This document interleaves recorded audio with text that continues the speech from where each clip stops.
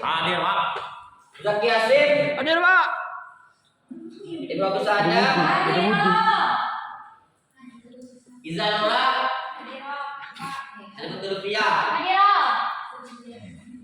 Apakah musuh semua? Ya, Pak. Ya, Pak. Oke.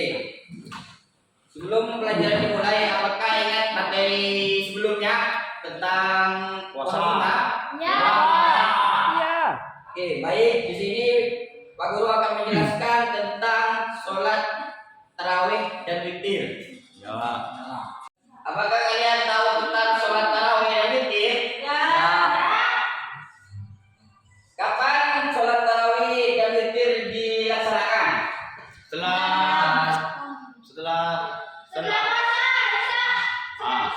ya, bisa. Oke. Pengertian sholat tarawih dan witir adalah sholat tarawih adalah sholat sunnah yang dilakukan pada malam hari setelah sholat isya di bulan Ramadan.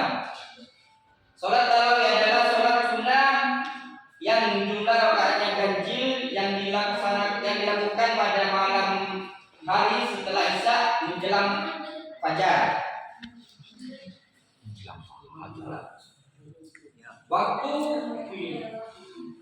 Waktu dan bilangan rakaat sholat tarawih. Waktu pelaksanaan sholat tarawih setelah isya pada malam bulan Ramadan menjelang terbit fajar atau setelah sholat subuh.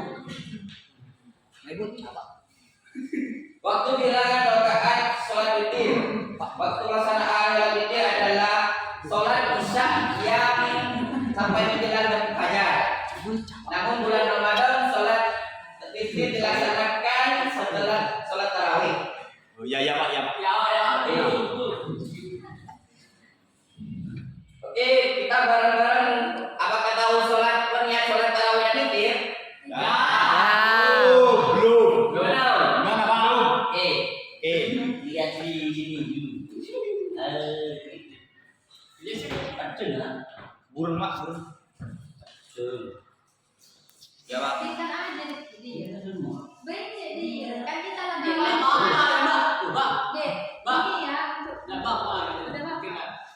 Dek, ini ya. Ujian PPT. Ya, Pak. Oke, baca bareng-bareng niat sholat tarawih. Ya, Pak. Bismillahirrahmanirrahim. Usolli sunnatan tarawih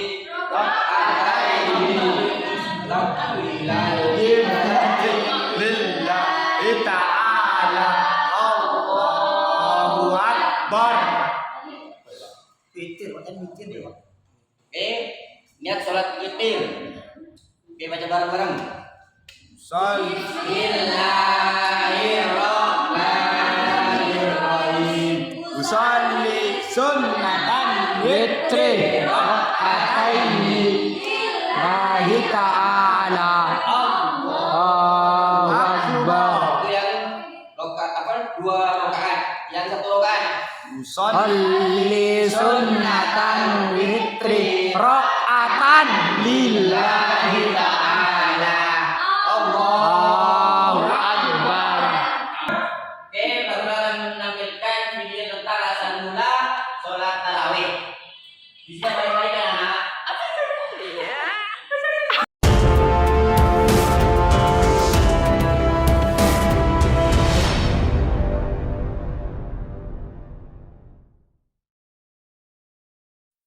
Kisah asal mula sholat tarawih. Ketika Allah Subhanahu wa Ta'ala memerintahkan Rasulullah Shallallahu Alaihi Wasallam untuk berpuasa Ramadan, malam harinya beliau pergi ke masjid untuk melaksanakan sholat qiyamul lail, sholat malam. Kaum muslimin mengikuti beliau dan sholat di belakangnya. Pada waktu paginya, orang-orang membicarakan kejadian tersebut. Semalam aku melaksanakan sholat qiyamul lail bersama Rasulullah selepas sholat isya. Benarkah? Aku tidak tahu perihal itu. Jika begitu, nanti malam aku juga akan pergi ke masjid untuk mengikuti sholat qiyamul lail bersama Rasulullah. Malam berikutnya, jamaah sholat semakin bertambah banyak. Seperti hari sebelumnya, orang-orang kembali membicarakan tentang sholat Qiyamul Lail. Semalam kamu kemana? Kenapa tidak pergi ke masjid? Aku sedang menemani istriku yang sedang sakit. Apakah ada sesuatu? Semalam kami melaksanakan sholat Qiyamul Lail bersama Rasulullah. Benarkah? Kalau begitu nanti malam aku akan pergi ke masjid untuk melaksanakannya. Pada malam ketiga, orang-orang yang hadir di masjid semakin bertambah banyak. Rasulullah Shallallahu Alaihi Wasallam keluar dari rumah untuk sholat Qiyamul Lail dan mereka sholat bersama beliau.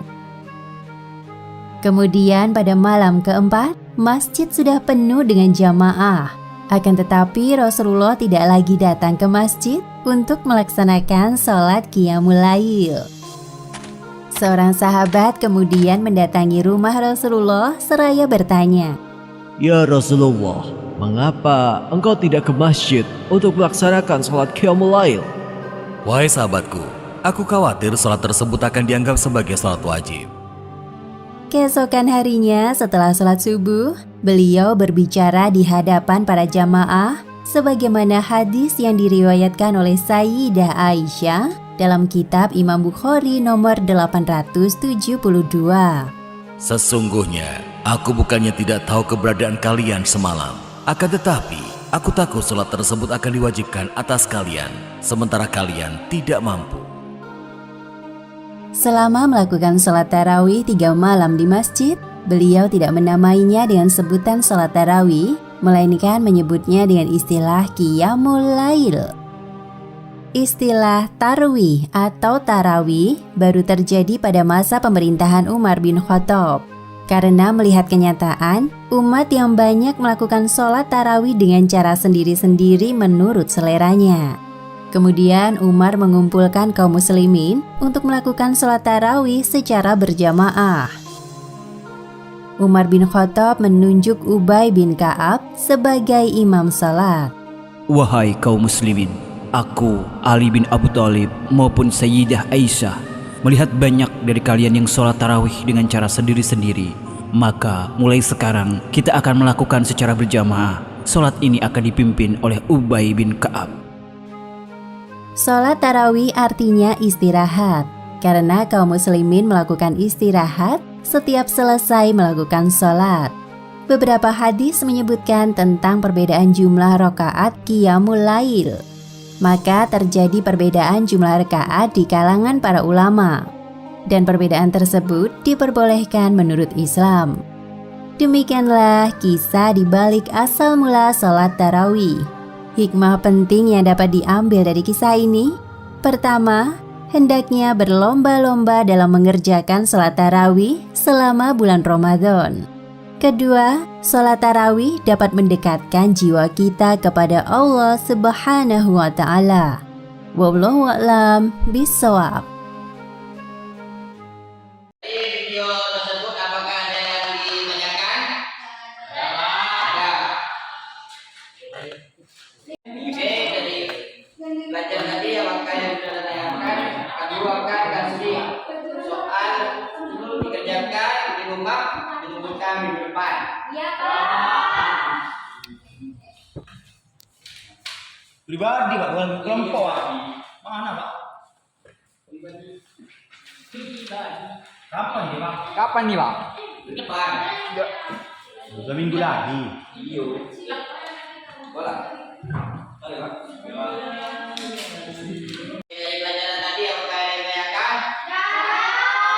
Oke, sebelum kita akhiri pelajaran hari ini, marilah kita berdoa terlebih dahulu. Berdoa dimulai.